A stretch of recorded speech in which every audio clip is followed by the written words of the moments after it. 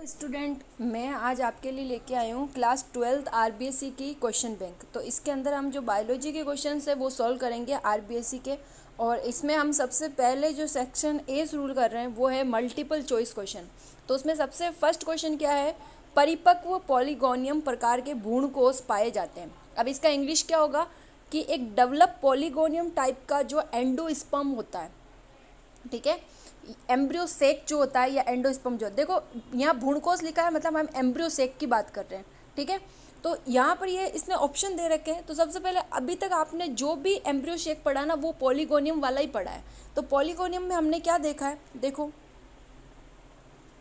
पॉलीगोनियम में आप क्या देखते हो कि जो आपका एम्ब्रियो सेक होता है मतलब ओव्यूल के अंदर जो स्ट्रक्चर होती है, जैसे हम क्या बनाते हैं, ये इस तरीके का स्ट्रक्चर बनाते हैं।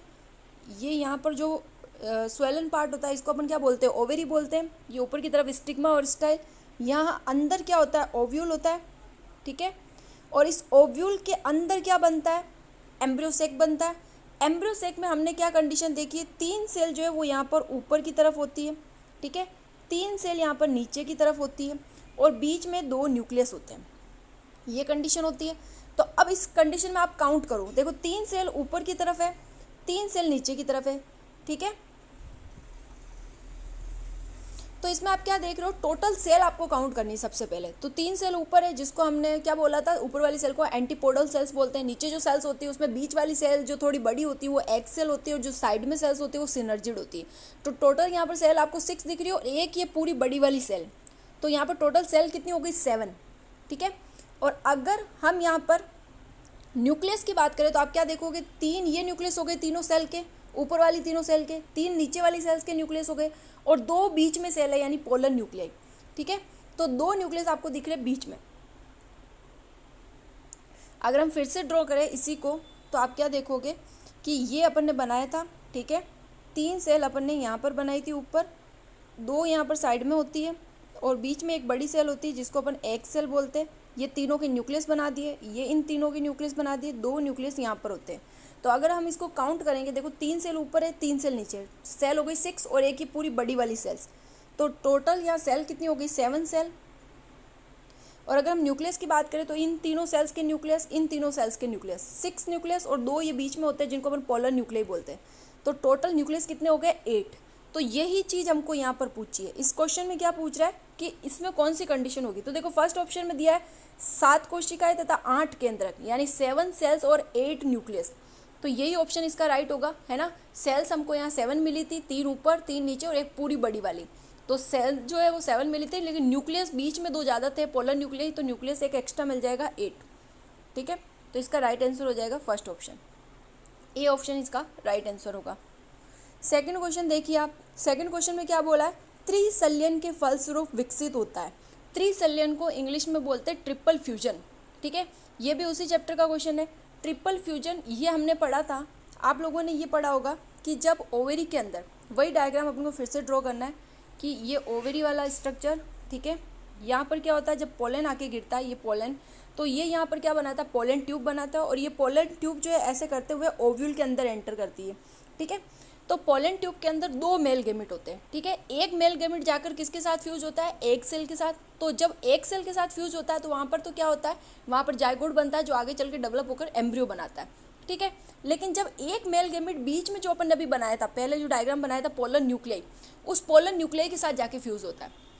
ये वाला डायग्राम बनाया था आपने, देखो ये डायग्राम था अपना, 3 सेल ये, 3 सेल ये और ये पोलर न्यूक्लियाई, ठीक है। तो एक मेल गेमेट यहाँ आ जाता है, ये पोलन ट्यूब जब ऐसे एंटर करती है तो एक तो इसके साथ फ्यूज हो जाता है और एक जो है ना वो यहाँ जाकर इनके साथ फ्यूज होता है। तो जब वो इनके साथ फ्यूज होता है तो यहाँ पर क्या कंडीशन आ जाती है, ट्रिपलॉइड कंडीशन आ जाती है, क्योंकि 2 न्यूक्लियस पहले से होते हैं और एक न्यूक्लियस और आ गया, यानी यहाँ पर कंडीशन हो जाती है 3n। और ये जो 3n होता है, ये न्यूक्लियस जो होता है इसको अपन बोलते हैं पेन, यानी प्राइमरी एंडोस्पर्म न्यूक्लियस, जो आगे चल के क्या बनाएगा, एंडोस्पर्म बनाएगा, ठीक है। तो यहाँ पर जो इसने पूछा है वो यही पूछा है कि त्रिसल्यन के फलस्वरूप विकसित होता है, यानी त्रिसल्यन के बाद में क्या बनेगा। तो त्रिसल्यन के बाद क्या बनेगा, एंडोस्पर्म।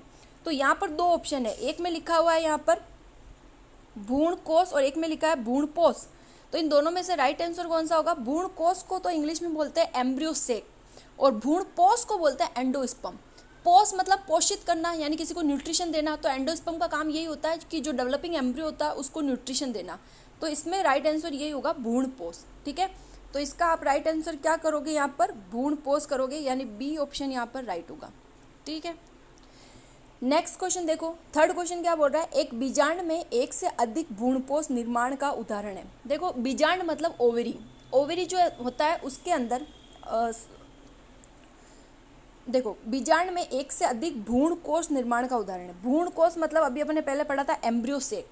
अब यहाँ पर ये क्या बोल रहा है, बीजांड मतलब सॉरी यहाँ ओवरी नहीं होगा, ओव्यूल होगा। मतलब ओव्यूल के अंदर एक से ज़्यादा एम्ब्रियो सेक बन जाए, ऐसा आप किस में देख सकते हो। एम्ब्रियो सेक जो अभी अपन ने ड्रॉ किया था 7 सेल और 8 न्यूक्लियस वाली कंडीशन, तो ये डिपेंड करता है अलग अलग प्लांट में। तो यहाँ पर ये क्वेश्चन अपन को याद ही रखना पड़ेगा कि ऐसा किस में देखने को मिलता है। तो ऐसा हमें किस में देखने को मिलता है, केजुराइना में, यानी इसका थर्ड ऑप्शन जो है वो सही होगा, केजुराइना। ठीक है, उसमें क्या होता है, एक ओव्यूल के अंदर एक से ज़्यादा एम्ब्रियो सेक डेवलप होते हैं। ठीक है, और उसी वजह से वहाँ पर क्या होती है, पॉली एम्ब्रियो नहीं देखने को मिलता है, यानी एक से अधिक एम्ब्रियो बनते हैं, क्योंकि ज़्यादा एम्ब्रियो सेक होंगे तो ज़्यादा एम्ब्रियो बनेंगे। नेक्स्ट क्वेश्चन, क्वेश्चन नंबर 4 क्या बोल रहा है, निम्नलिखित में से किसके प्रयोग द्वारा कच्चे फलों को पकाया जाता है। ये अपन ने प्लांट ग्रोथ में पढ़ा था कि इथाइलिन जो होता है, इथाइलिन हार्मोन जो गैसेस फॉर्म में होता है, इथाइलिन गैस, उसका काम ही क्या होता है, फ्रूट्स को पकाना। जब फ्रूट पकते हैं, राइपनिंग होती है उनके अंदर, तो वहाँ पर इथाइलिन गैस बनना शुरू हो जाती है। तो इनमें से राइट आंसर कौन सा होगा, देखो यहाँ 4 ऑप्शन दिए। सबसे पहला दिया IAA, इसका फुल फॉर्म होता है इंडोल एसिटिक एसिड। ठीक है, तो ये इसका राइट आंसर नहीं है। सेकंड है GA3 यानी जिबलिक एसिड, ये भी नहीं है इसका राइट आंसर। थर्ड है ABA एब्सिसिक एसिड, ये भी नहीं है। फोर्थ है C2H4 यानी इथाइलिन, तो इसका राइट आंसर कौन सा होगा, C2H4 इथाइलिन। नेक्स्ट क्वेश्चन देखिए 5 नंबर, निम्नलिखित में से कौन सा हार्मोन कोशिका विभाजन को प्रेरित करता है। सेल डिवीजन, कोशिका विभाजन मतलब सेल डिवीजन। प्लांट ग्रोथ में हमने सारे हार्मोन्स के वर्क पढ़े। ऑक्सिन क्या करता है, साइटोकाइनिन क्या करता है, जिबलिन क्या करता है। तो वहाँ पर जो साइटोकाइनिन होता है वो सेल डिवीजन के लिए रिस्पॉन्सिबल होता है। ठीक है, साइटोकाइनिन की वजह से ही क्या होता है, सेल डिवीजन। तो यहाँ पर अपना राइट आंसर जाएगा D, cytokinin. Next question, question number 6 देखिए, Richmond Lang effect. Richmond Lang effect जो है ये भी हमने पढ़ा था प्लांट ग्रोथ के अंदर। रिचमंड नाम के साइंटिस्ट ने अपना एक इफेक्ट दिया था, जहाँ पर उन्होंने सिर्फ 2 ही बातें बोली थी। एक उन्होंने बोला था कि एजिंग को डिले करता है, मतलब सेनिसेंस या एजिंग, जब प्लांट जो है अपनी एजिंग की तरफ जाने लग जाए, बुढ़ापे की तरफ, मतलब ख़त्म होने वाला है अब वो, तो ये जो हार्मोन है उस एजिंग को डिले कर देगा।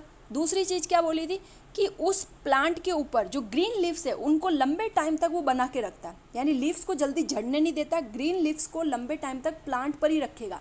ये 2 बातें जो है ना, इसी को हम बोलते हैं रिचमंड लैंग इफेक्ट। तो ये रिचमंड नाम के साइंटिस्ट ने दिया था, और ये किस हार्मोन के लिए दिया था, साइटोकाइनिन के लिए। दोनों का आंसर साइटोकाइनिन है। साइटोकाइनिन के लिए उन्होंने ऐसा बोला था कि साइटोकाइनिन एजिंग को डिले करेगा और लीव्स को लंबे टाइम तक प्लांट पर बनाकर रखेगा।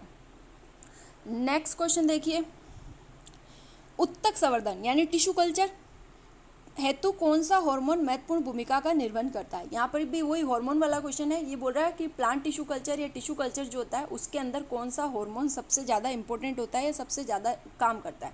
तो देखो वहाँ पर एक चीज़ हमने पढ़ी थी, ऑक्सिन जो होता है ना, वो क्या करता है, जब भी आप प्लांट टिश्यू कल्चर करवाते हो कैलस फॉर्मेशन के लिए वो रिस्पॉन्सिबल होता है। और कैलस क्या होता है, सेल का एक मास होता है, यानी जब सेल डिवाइड होती है ना, तो उसके डिवाइड होने से एक पूरा सेल का मास बन जाता है, ग्रुप बन जाता है सेल का, तो उसके लिए ऑक्सिन रिस्पॉन्सिबल होता है। तो प्लांट को हमें पहले जब भी हम टिश्यू कल्चर करवाते हैं तो उसे हम ऑक्सिन का ट्रीटमेंट देते हैं, ताकि उसके अंदर सेल डिवीजन मतलब सेल का एक पूरा ग्रुप बन जाए, मास बन जाए।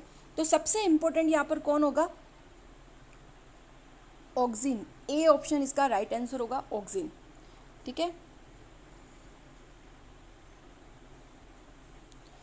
फिर नेक्स्ट क्वेश्चन देखिए, क्वेश्चन नंबर 8 यहाँ पर पूछा है, अनिश्चयक फलन निम्नलिखित में से किसमें होता है। अनिश्चयक फलन का मतलब क्या होता है, पार्थेनोकार्पिक। ठीक है, अनिश्चयक फलन मतलब इसको हम इंग्लिश में बोलते हैं पार्थेनोकार्पिक फ्रूट या पार्थेनोजेनेसिस, मतलब विदाउट फर्टिलाइजेशन के जो फ्रूट बनते हैं, सीडलेस जो फ्रूट बनते हैं, उनको बोलते हैं अनिश्चयक फलन। तो इसके लिए इसने पूछा कौन से हार्मोन रिस्पॉन्सिबल होते हैं। यहाँ पर ऑक्सिन दिया है, जिबेलिन दिया है, और थर्ड ऑप्शन दिया अ और ब दोनों, और फिर कोई नहीं। तो देखिए इसमें ना अगर ऑक्सिन भी काम करता है इसके लिए और जिबेलिन भी काम करता है, तो इसका राइट आंसर जाएगा सी। ठीक है, 9th क्वेश्चन है, निम्नलिखित में से प्राकृतिक हार्मोन है यानी नेचुरल हार्मोन। यानी जो नेचुरली प्लांट के अंदर मिलते हैं, सिंथेटिक नहीं है, ठीक है। तो नेचुरल देखो, ऑक्सीजन भी नेचुरल होता है, साइटोकाइनिन भी, इथाइलिन भी, जिबेलिन भी, ये सारे ही नेचुरल होते हैं। तो यहाँ पर एक ही ऑप्शन है, फ्लोरिजन जो है वो नेचुरल नहीं है। लेकिन यहाँ पर जो ऑप्शन दिए ना, उसमें इसने ये तो नहीं पूछा कौन सा नहीं है, ये पूछा निम्नलिखित में से प्राकृतिक हार्मोन है। तो इथाइलिन और जिबेलिन तो दोनों ही है। तो ये क्वेश्चन है ना, इसके ऑप्शन थोड़े से गलत हो चुके हैं, ठीक है। नेक्स्ट क्वेश्चन देखते हैं अपन। क्वेश्चन नंबर 10 पूछ रहा है PBR322 वाहक यानी कैरियर वेक्टर में किसके प्रति प्रतिरोधक जीन होती है, यानी एंटीबायोटिक रेजिस्टेंस साइट। ये अपन ने पढ़ा था बायोटेक वाले चैप्टर में, बायोटेक्नोलॉजी और जेनेटिक इंजीनियरिंग वाला जो पोर्शन था वहाँ पर। अब देखो, इसने बोला है आप एक वेक्टर ले रहे हो, कौन सा ले रहे हो, PBR322। बहुत सारे वेक्टर पढ़े थे उस चैप्टर में, प्लाज्मिड, कोजमिड, फेजमिड, BAC, YAC, ये सारे बैक्टीरियल आर्टिफिशियल और यीस्ट आर्टिफिशियल। इसमें दिया है PBR32, जिसका वहाँ पर अपन ने डायग्राम भी ड्रॉ किया था, ठीक है। इस तरीके का अपन ने एक डायग्राम बनाया था वहाँ पर। कैसा डायग्राम था, एक राउंड स्ट्रक्चर था इस तरीके का, और उसमें अलग अलग साइड्स थी। जैसे वहाँ पर ORI साइड बनाई थी अपन ने कि हर एक वेक्टर, एक अच्छा वेक्टर वही होता है जिसमें ORI साइड तो होनी चाहिए, इक्को आर फर्स्ट साइड होनी चाहिए जहाँ पर इक्को आर उसको जाके कट करेगा, ठीक है। फिर उसमें 2 रेजिस्टेंट साइड बनाई थी, एक एम्फिसिलिन के लिए और एक अपन ने बनाई थी टेट्रासाइक्लिन के लिए, ठीक है। फिर उसमें भी 2 अलग अलग साइड बनाई थी, बाम H1 साल 1, यानी बाम, उसमें भी 2 साइड्स होती है, 2 रिकॉग्नाइजेशन साइट होती है। यानी अगर आप उसमें एंडोन्यूक्लियस डालोगे, आप मोलिकुलर सीजर जिसको बोलते हैं, जो जाके कट लगाता है एंडोन्यूक्लियस, तो वो भी अलग अलग टाइप के होते हैं, स्पेसिफिक साइट को रिकॉग्नाइजेशन करते हैं। तो उसमें भी जैसे एम्फिसिलिन के लिए भी 2 लिखी थी अपन ने, एक बाम लिखी थी, एक साल लिखी थी, टेट्रासाइक्लिन के भी लिए 2 लिखी थी। तो यहाँ पर जो हमसे क्वेश्चन पूछ रहा है वो ये पूछ रहा है, इसने ऑप्शन हमको दिए हैं कि एम्फिसिलिन और टेट्रासाइक्लिन, तो ये दोनों ही होती है। PBR32 के पास दोनों होती है, वो दोनों से खुद को रेजिस्ट कर सकता है, बचा सकता है, ठीक है। तो इसका राइट आंसर क्या जाएगा, अ और ब दोनों, यानी C ऑप्शन इसका राइट होगा। क्वेश्चन नंबर 11 देखिए, आनुवांशिक पदार्थ पृथक करने के लिए एंजाइम का उपयोग होता है। आनुवांशिक मतलब जेनेटिक मटेरियल, अगर आपको कहीं से हटाना है, उसको हटा के निकालना है बाहर, जैसे कोई DNA है उसको आपको कट करके अलग करना है, तो उसके लिए आप कौन सा एंजाइम यूज़ में लोगे। इसमें दिया जैसे हाइड्रोलेजेज, एमाइलेज, लाइगेज, और ये जो D ऑप्शन है वो है रेस्ट्रिक्शन एंडोन्यूक्लियस। हिंदी में थोड़ा अलग है, इसको बोलेंगे रेस्ट्रिक्शन एंडोन्यूक्लियस। तो जब भी आपको कहीं पर भी कट करना होता है ना, किसी चीज़ को कट करके हटाना होता है, आपको इनसाइड कट लगाना है DNA के या किसी जेनेटिक मटेरियल के, तो वहाँ पर मोलिकुलर सीजर काम में आते हैं, यानी रेस्ट्रिक्शन एंडोन्यूक्लियस, जो DNA के इनसाइड कट लगाते हैं, ठीक है। तो यहाँ पर इसका राइट जाएगा D। फिर देखिए क्वेश्चन नंबर 12, जीवाणु भोजी का उदाहरण। जीवाणु भोजी, इसको हम इंग्लिश में बोलते हैं बैक्टीरियोफेज, यानी ऐसा वायरस जो बैक्टीरिया को खाता है, यानी जो बैक्टीरिया पर डिपेंड करता है, बैक्टीरिया का भोजन करता है, वो उसका लिए भोजी होता है। तो इसमें हमने पढ़ा था कि हमारे पास जो वायरस होता है, ऐसा वायरस जो बैक्टीरिया के ऊपर डिपेंड करता है या बैक्टीरिया को खाता है, बैक्टीरियोफेज, उसके ऑप्शन इसमें से राइट जाएंगे M13 और लैम्डा, ठीक है। तो इसका राइट आंसर हो जाएगा D, अ और ब दोनों। फिर नेक्स्ट क्वेश्चन देखिए, ग्वारपाठा का वानस्पतिक नाम। ग्वारपाठा जो होता है एलोवेरा, उसका बॉटनिकल नेम पूछा है, और उसका बॉटनिकल नेम भी यही होता है एलोवेरा। इसमें आपको 4 नाम दिए। कोई भी अगर बायोलॉजी का स्टूडेंट है तो उसको बहुत सारे बॉटनिकल नेम, जूलॉजिकल नेम तो याद होने ही चाहिए। जैसे इसमें सबसे फर्स्ट दिया विदानिया सोमनीफेरा। विदानिया सोमनीफेरा नाम किसका होता है, अश्वगंधा का, ठीक है। विदानिया सोमनीफेरा जो है ये एक मेडिसिनल प्लांट होता है, अश्वगंधा, जिसको हम अश्वगंधा क्यों बोलते हैं, क्योंकि उसमें घोड़े की स्मेल आती है। फिर है ओसिमम सैंक्टम, ये तो सबको याद होना चाहिए, किसका नाम होता है, तुलसी का। फिर इसमें दिया कॉमीफोरा वाइटाई, ये गूगल का नाम होता है, ठीक है। और लास्ट है एलोवेरा, जो इसका राइट आंसर है। नेक्स्ट देखिए क्वेश्चन नंबर 14, फेरुला ओसाफिटिडा निम्नलिखित में से किसका वानस्पतिक नाम है। यहाँ पर आपको 4 ऑप्शन दिए, जीरा, सौंफ, लौंग और हींग। फेरुला ओसाफिटिडा नाम जो है वो होता है हींग का, ठीक है। तो इसका राइट आंसर जाएगा D।